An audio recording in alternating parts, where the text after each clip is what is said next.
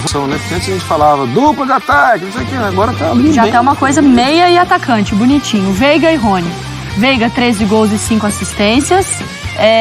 Tem também o Rony, 6 gols e as 2 assistências. 24 dos 48 gols do time. Vou pedir uma tela, goleiro e lateral esquerdo. Agora é o passe de Arrascaeta e Gabigol, olha só. 6 gols, 2 assistências. 6 gols e 6 assistências pro Arrasca, 12 gols e 1 assistência pro Gabriel. 24 dos 41 gols do time, então, tiveram essa participação direta de ao menos um deles. Assim, ótimos, hein? Mesmo quando a gente não tá falando só deles combinado, quando não aparece então, na metade ele dá ótimos, mas estilos bem diferentes. Sim. O Rafael Veigas, ele corre o campo inteiro. O Rony, ele tá fazendo gol, tá jogando de um teórico 9, mas é um cara que corre o tempo inteiro. Quando a gente pensa em Arrascaeta e em Gabigol, por mais que a gente veja eles também marcando, voltando, o chip é meio que trocado imediatamente para ataque. Esses caras vão atacar, esses caras vão te matar. A ideia é meio diferente. Eu acho que, claro, né? É um trabalho do Abel que já vem de 3 temporadas e que ele conseguiu vender essa ideia, né? Vocês têm que correr o tempo inteiro, vocês têm que voltar para marcar muito, é muito importante a participação sem a bola. E já, atualmente, Gabigol e Arrascaeta, vamos lá, no tempo do Abel no Palmeiras, Gabigol e Arrascaeta estão com Paulo Souza, passaram por Renato, Rogério, Domi... E Jorge. Acaba que perde muito, né, assim, não dá para cobrar a mesma coisa, né? Muda a identidade do jogo. E nessa de identidade de trabalho coletivo, também acho que é um ponto interessante você mostrar destaques do ataque do Palmeiras e não precisar colocar o Dudu. Né? Não depende do Dudu para esse número ser bom ou depende do Dudu para esse time ter resultado, né? Mostra como o Veiga e o Rony são importantes. Os últimos gols do Palmeiras, muitos saem de Danilo e Zé Rafael. É um time que tem uma participação, fatia de pizza, as fatias, são muitas fatias. É muito bem dividido nesse sentido, né? O Zé Rafael começou a emendar um gol por jogo, praticamente, né? E no Paulista, ele começou o Campeonato Paulista fazendo gol, no jogo contra o Novo Horizontino, né? Tem uma participação mais coletiva mesmo. Mas eu acho que é isso, né, Bruno? Um técnico está trabalhando há 3 temporadas. E os outros estão trocando de técnico com muita frequência. Mas é inegável quando você pensa assim, uma dupla que te encanta mais, você vai para Arrascaeta e Gabriel, né? Para mim, sim, né? Mas eu entendo quem prefira a do Palmeiras. O Rony Rústico, desse apelido que pegou nele, né? Muita gente desmerece, né? E aí que talvez seja um contrapeso. Mas é engraçado, né? São os 2 melhores batedores de pênalti do país. Sim. Um é o meia do Palmeiras e um outro é o atacante do Flamengo, né?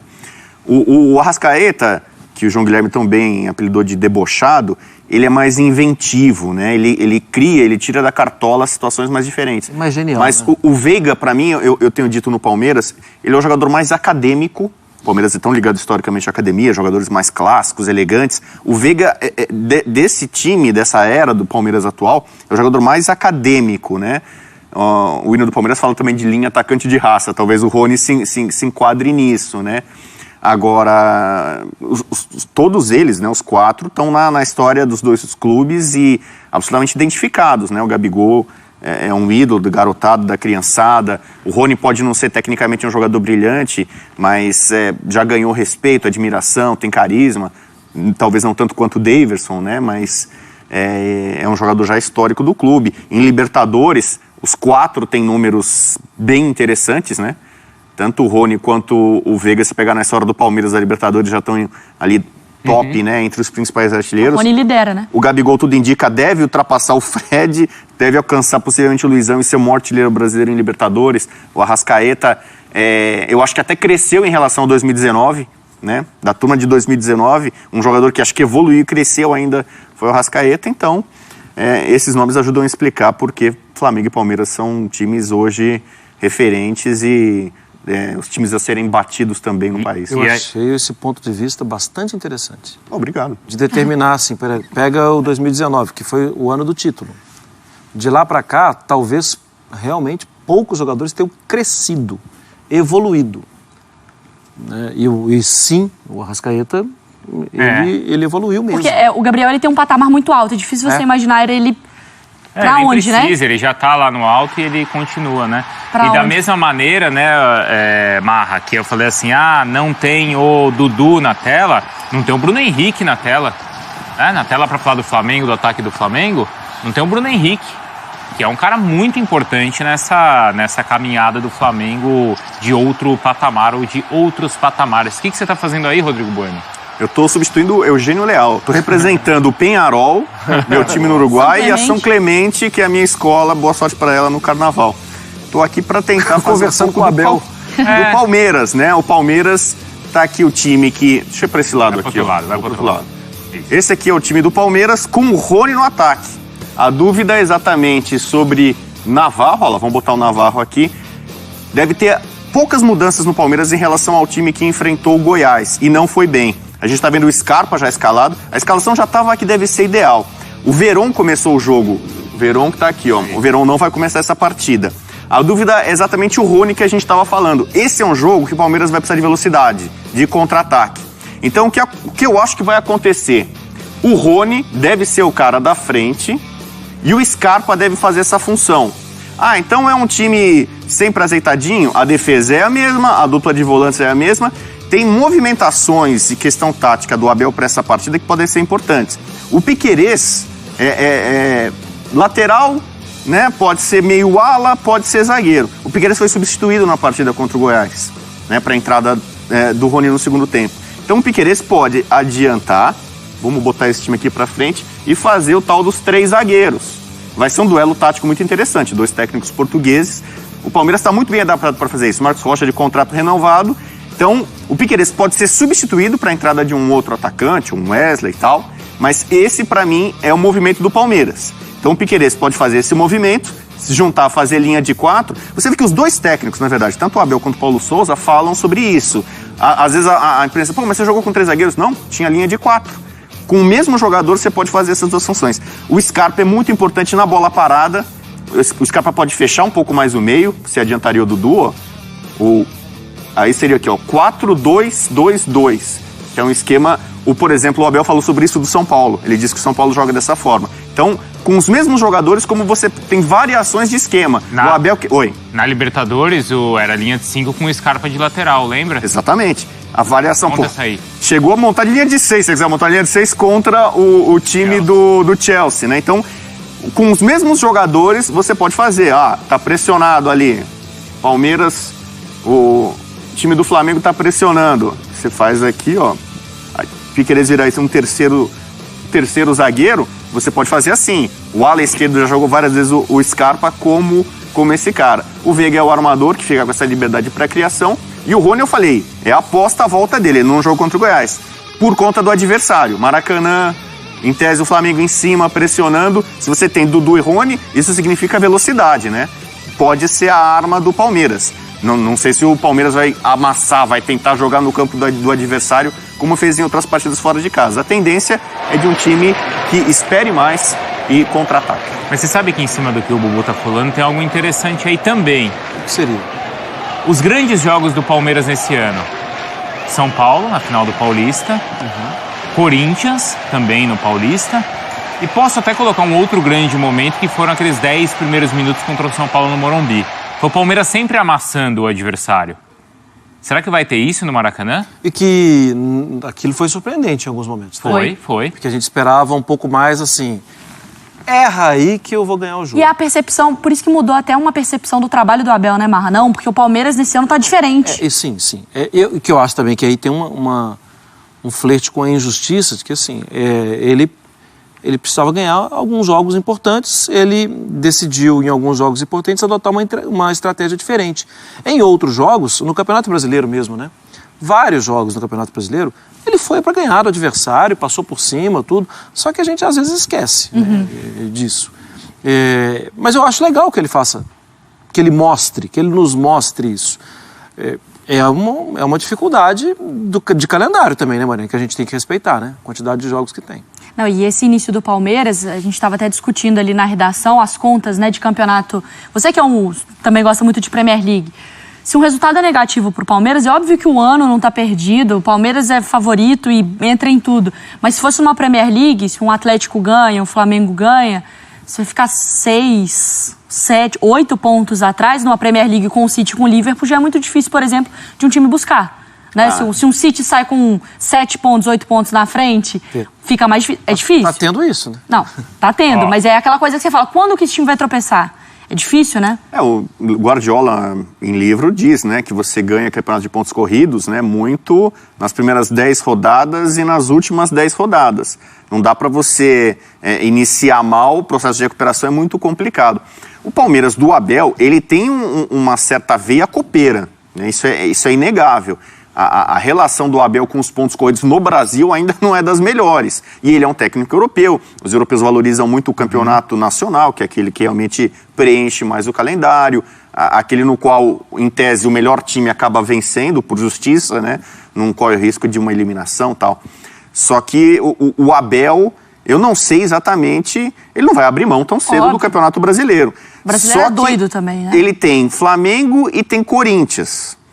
Se você já larga muito atrás, 10 pontos atrás dos principais rivais, o Galo venceu as 2, o Corinthians é um rival local, talvez não tanto para ser campeão, mas perde para o Corinthians, já abre uma vantagem, aí talvez ele acabe fazendo uma opção. Poxa, vou me matar aqui em tudo que é jogo com viagem, vou preservar aqui e ali para o jogo da Libertadores, para o jogo da Copa do Brasil, porque acaba sendo meio que algo automático, né? A chance aqui é menor. Onde eu vou colocar meu esforço?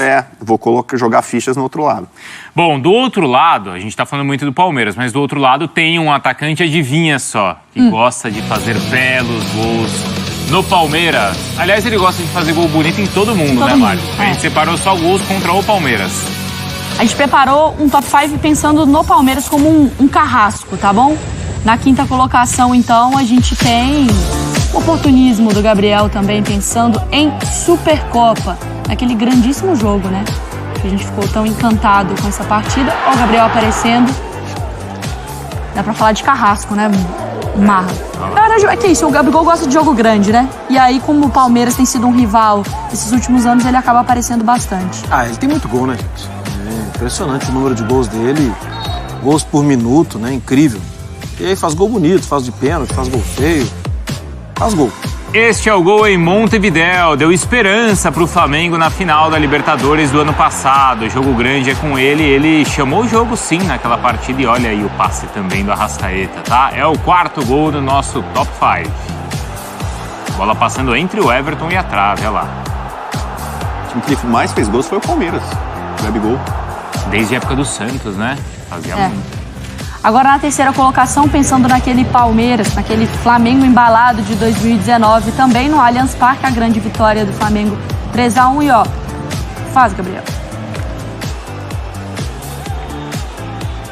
Tá aí, então, top 3 já dos gols do Gabriel. O fã do esporte manda na hashtag SC Brasil qual foi o que ele mais se lembra. Agora tem mais uma partida, ou mais um gol nessa partida aí, tá? Olha só, 36ª rodada do Brasileirão, o Flamengo comemorava o seu título e venceu bem o Palmeiras no Allianz Parque, tá bom? Mesmo ano, mesmo jogo e o Gabigol não perdoou, no ângulo do Jailson. E a primeira posição, vamos ver qual é o jogo? Sim, Flamengo 3, Palmeiras 0 no ano também de 2019. Aí, primeiro turno. Esse foi o jogo que acabou culminando na demissão do Filipão, né? A derrota do Palmeiras para o Flamengo e o Gabigol fez esse belo gol lá no Maracanã. Nesse período, o Palmeiras não estava vencendo o Flamengo de jeito nenhum, nem com o time sub-20. Vamos falar agora, então, também do lado rubro-negro, tá? A gente falou um pouquinho do Palmeiras, a gente fez a análise também do lado do Alviverde, mostramos esse top 5 do Gabriel. Então, Pedro Henrique Torres chega com as informações do Flamengo para esse confronto contra o Palmeiras, desse lado. Opa, desse lado aqui, ó.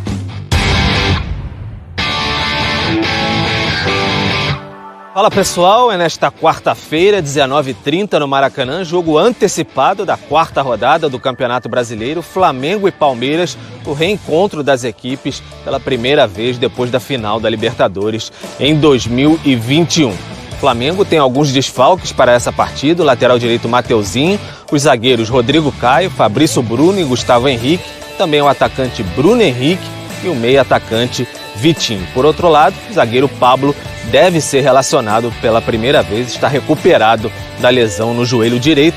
A torcida do Flamengo esgotou a carga de 61 mil ingressos vendidos para essa partida. Maracanã cheio, torcida única, vai ser apenas com rubro-negros no Maracanã para apoiar o time em busca da segunda vitória no Campeonato Brasileiro. Flamengo e Palmeiras, 19h30, nesta quarta-feira, no Maracanã.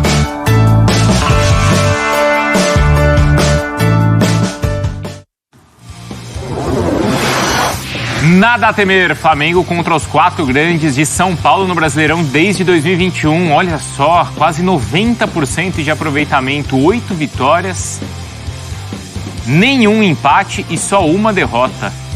Então, de 2021 para cá. Também é verdade que nesse recorte o único time de São Paulo que tem sido competitivo é o Palmeiras, né?